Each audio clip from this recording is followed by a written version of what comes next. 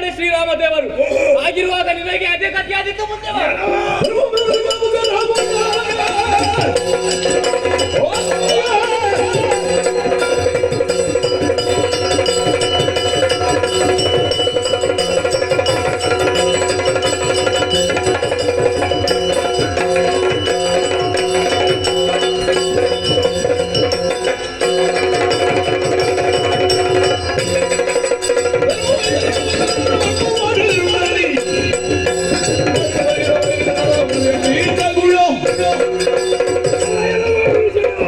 ಪ್ರಪಂಚದಲ್ಲಿ ನಿನ್ನಷ್ಟು ದೊಡ್ಡ ನಿತ್ಯರು ಯಾರು ಇಲ್ಲ.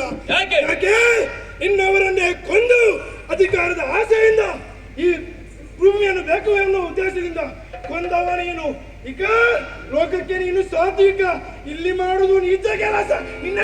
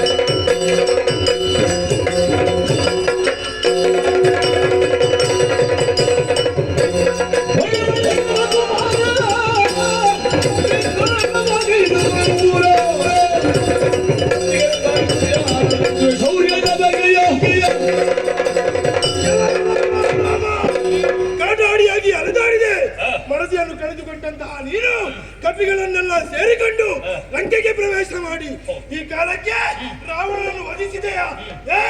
ನಿನ್ನ ಎದುರಾಳಿಯಾಗಿ ಬಂದವ ಸಹಸ್ರ ಗಂಟ ಸಾಮರ್ಥ್ಯ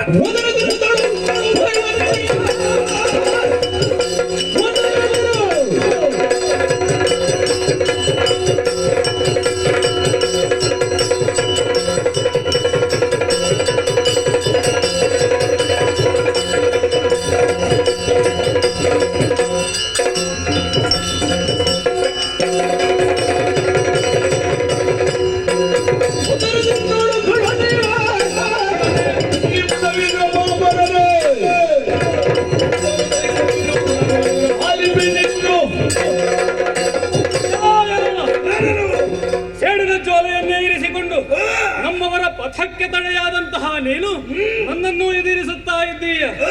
ಈ ರೀತಿಯಾಗಿ ನೀನು ಬರುತ್ತಿ ಅಂತಾದರೆ ನಮ್ಮ ಉದ್ದೇಶವನ್ನು ಸರಿಯಾಗಿ ಅರ್ಥ ಮಾಡಿಕೊಂಡಿಲ್ಲ ಎನ್ನುವುದೇ ಸುಸ್ಪಷ್ಟ. ನಾವು ಬದುಕನ್ನು ಕೊಡುವವರು, ನೀನು ದುಷ್ಟನಾದರೂ ನಿನ್ನನ್ನು ತಿದ್ದುವಂತಹ ಯೋಗ್ಯತೆ ನಮಗುಂಟು. ವಿಶ್ವಶಾಂತಿಯ ಮಂತ್ರವನ್ನೇ ಉಚ್ಚರಿಸುತ್ತಾ ಆ ಮೂಲಕವಾಗಿ ನಡೆಯುವವರು ನಾವುಗಳು. ಆ ರಾವಣ ಮಾಡಿದಂತಹ ಪಾಪಭೂಯಿಷ್ಠವಾದಂತಹ ಯಾವ ಕರ್ಮ ಉಂಟೋ ಆ ಪರಿಣಾಮವಾಗಿ ಅಳಿದು ಹೋದವನಿದ್ದಾನೆ. ಈಗ ನಿನಗೊಂದು ಹೇಳುತ್ತೇನೆ, ಬದುಕುವುದಿದ್ದರೆ ಅವಕಾಶ ಉಂಟು, ಇಲ್ಲದೆ ಹೋದರೆ ನನ್ನ ಬಾಳಕ್ಕೆ ನೀನು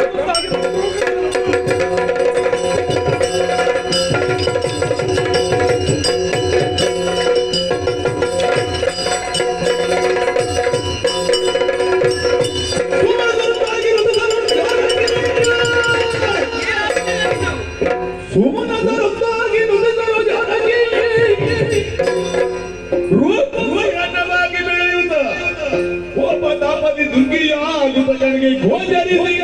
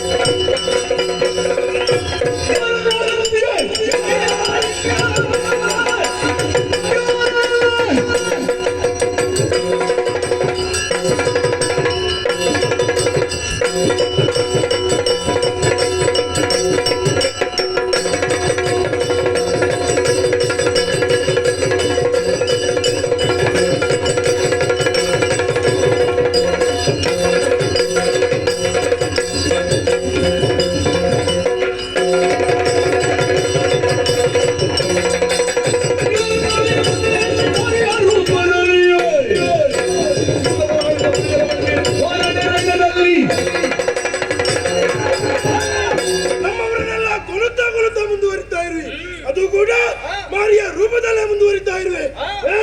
ಯಾರು ನೀನು? ಯಾಕೆ ಈ ರೀತಿಯಾಗಿ ಮಾಡ್ತಾರೆ?